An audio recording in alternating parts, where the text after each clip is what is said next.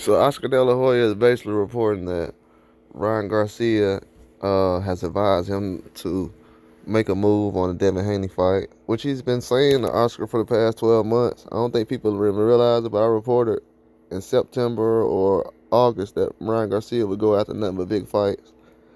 I think people kind of didn't pay attention to the build up to Oscar Duarte, so they kind of breezed through and didn't really pay attention to what Ryan was saying. But Ryan said he wanted to stay active. Is the number one priority. He wants big fights. And Devin Haney is definitely a big fight that he's looking to make. I feel like Ryan Garcia has put himself in a position where he doesn't have to wait on many people. He can do things on his own. If he doesn't feel like he can do them on his own, he will be in a position where he'll probably be moving on. But I feel like Oscar kind of sees the frustration in Ryan, and he knows that Ryan is very valuable. And especially to his company, Golden Boy doesn't have many top names over there. So Ryan is definitely someone that Oscar values. But he has to realize that Ryan isn't Oscar De La Hoya. Oscar De La Hoya is just a different person. For him to try to go into the situation thinking that, okay, Ryan gonna be fighting guys like B-Hop and doing this. Well, I mean, if y'all seen the history of Oscar De La Hoya, he always try to push certain guys into a direction. Everyone except, I would say lately he's been doing it with Munguia. That's someone who I was kind of giving him a hard time about as far as priority of Munguia. I felt like, as he said before, like guys like Zordo and those guys should have had priority. But with this Ryan Garcia and Devin Haney situation, Oscar De La Hoya met with these guys. I want to say he met with some representatives. I'm not going to say any names. A couple of days after the but Devin Haney and Regis Prograis fight. But I seen them making the deal the week after the fight. Just to be real with you, I've seen some people that were at the Golden Boy building after the fight with Regis and Devin Haney, and they were getting some business done with Oscar De La Hoya as far as meeting up with him in his office and having some discussions. So I knew this fight was going to be real. I just didn't report on it much because of other things that have been going on. And this is something that's months away, so it could happen, but right now they're looking at it to happen, to make it happen.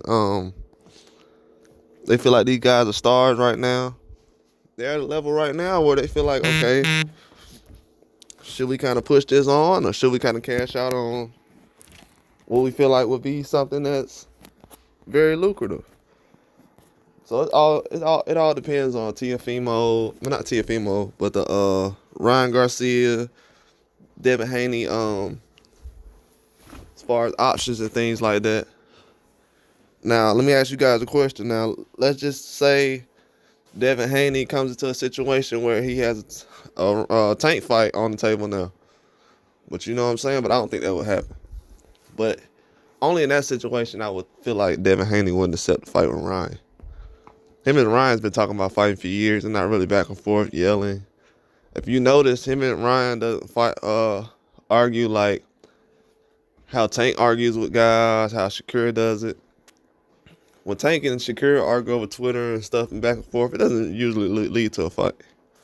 Not unless it's involving Ryan Garcia. Ryan Garcia usually makes the fight happen, whether it's with Tank Davis or any other guy. But Oscar has been doing overtime as far as trying to make that happen.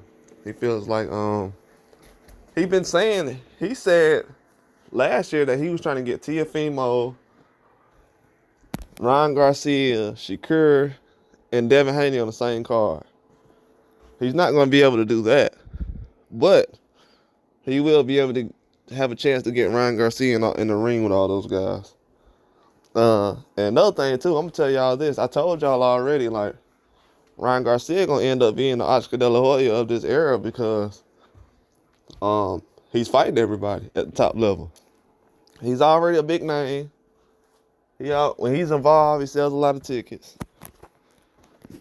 So he's basically like becoming what Oscar De La Hoya was as far as to boxing. Because a lot of guys now, they're not really picking someone like, hey, Tank, let's jump in the ring. Or, hey, so-and-so, let's jump in the ring. Let's jump in the ring. Devin Haney's doing that.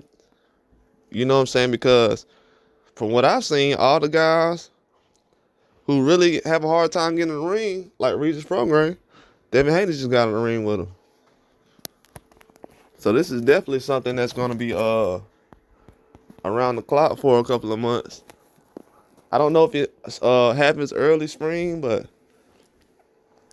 Oscar's basically been in touch with their people, and he said they're trying to make the fight sooner than later. So that's definitely good news. But I feel like right now Ryan has to basically just stay active, stay focused. I know his defense was kind of bad last fight, but his offense was a lot better.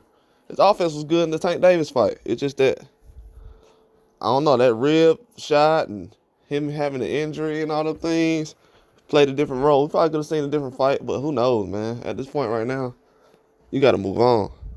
You know what I'm saying? We should be at this point now. We're taking bigger fights and everything else really not being discussed. But I definitely feel like Oscar De La Hoya should keep tabs on the Devin Haney situation, because who knows if that fight can happen again, because Ryan and Devin Haney's bodies kind of growing at the same time, going to 140. People don't know it, but they've done a lot. They took a lot of risk in the last year trying to make 135. Earl Spence with the 147 position. So a lot of guys being held at one weight. It got a lot to do with these fights not happening fast enough. So that definitely has to go on. All these, let's build a fight up and stuff. I don't know, man. That's what situation they had Teofimo in with the weight issue, which he kind of caused on himself, but it is what it is. But just the building up, man, it's kind of, you already hear Devin saying something about 147, so they got to make fights at 140 as soon as possible. Especially these other guys, you know what I'm saying, that was trying to fight Haney at 35. You're not fighting him at 40. You might not have a chance to fight him for the next 5-6 years. He might go to 147 and just be like, man, I ain't never coming back to 40 or 35. We don't know how his body growing, so I think Ryan Garcia is a genius for doing this. He might be the only one to actually have an opportunity to fight him. So in 5 years, Tank and Shakur might be like, well, Devin ain't 47. And Ryan be like, I'm the only person that fought Devin Haney and Tank. These other guys, they ain't fighting nobody.